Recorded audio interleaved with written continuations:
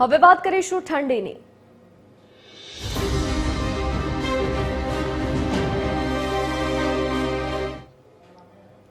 રાજ્યમાં દિવસે ને દિવસે ઠંડીમાં વધારો થતો જોવા મળી રહ્યો છે। તાપમાનમાં 1 થી 2 ડિગ્રીનો ઘટાડો જોવા મળ્યો છે, તો રાજ્યમાં પવન સાથે ઠંડીનો ચમકારો અનુભવાયો છે।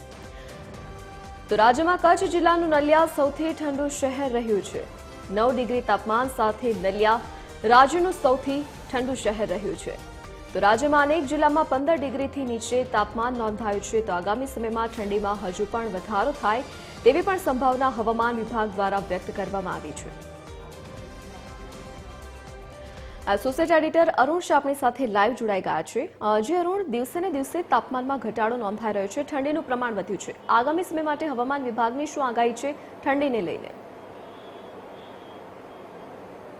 ધરતી સૌથી મહત્વપૂર્ણ રીતે ગુજરાતમાં જે રીતે સામાન્ય ઠંડીથી જે મોસમની અને ખાસ કરીને શિયાળાની મોસમનો જે પ્રારંભ થયો અને ત્યાર પછી ઉત્તરોત્તર રીતે અત્યારની સ્થિતિએ જોઈએ તો ઠંડીનું પ્રમાણ તીવ્રથી તીવ્રતમ તરફ આગળ વધતું જાય છે।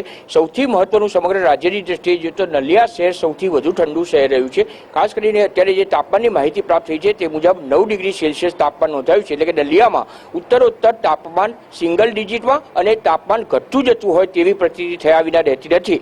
નલિયા પછી જોઈએ તો ભુજ પણ જે રીતે ઠંડુ શહેર ચોક્કસ રીતે કહી શકાય, કારણ કે અત્યારે જે ભુજનું તાપમાન પ્રાપ્ત થયું છે તે મુજબ 10 ડિગ્રી આસપાસ આ ભુજનું તાપમાન પણ રહ્યું છે। અને ત્યાર પછીનો નંબર જોઈએ તો રાજકોટ શહેર પણ તેમાંથી બાકાત નથી અને રાજકોટ બાદ પણ ઉત્તરોત્તર જે રીતે તાપમાન ઘટતું જાય છે તેના કારણે ઠંડીનું પ્રમાણ વધતું જાય છે। આ રીતે મહાનગરોની સમગ્ર વાત કરીએ તેમજ અન્ય નગરોની જો વાત કરીએ તો સમગ્ર રાજ્યમાં 18 જેટલા શહેરો એવા છે કે જ્યાં 15 ડિગ્રી સેલ્સિયસ સુધીનું તાપમાન રહ્યું છે અને આગામી સમયમાં પણ ઠંડી અતિ તીવ્ર ઠંડી બને તે પ્રમાણેનું માહિતી હવામાન વિભાગ દ્વારા પ્રાપ્ત થઈ છે। આગામી સમયમાં જ્યારે ઉત્તરાયણ છે, આંતરરાષ્ટ્રીય કાઇટ મહોત્સવ છે, વાઇબ્રન્ટ ગુજરાત છે સહિતના અનેક ગુજરાતને ગૌરવ અપાવે તેવા અવસરો પણ આવી રહ્યા છે, ત્યારે ઠંડી કેવી રહેશે તે જોવાનું રહેશે। પરંતુ ગુજરાતની પ્રજાએ હવે પોતે સ્વરક્ષણ મેળવવા માટે જાગૃત રહેવું પડશે। જી અરુણ, વિગત સાથે જોડાવા બદલ આપનો આભાર। તો રાજ્યમાં સતત તાપમાનનો પારો ગગડી રહ્યો છે, જેના કારણે ઠંડીનો અનુભવ વધુ ને વધુ થઈ રહ્યો છે।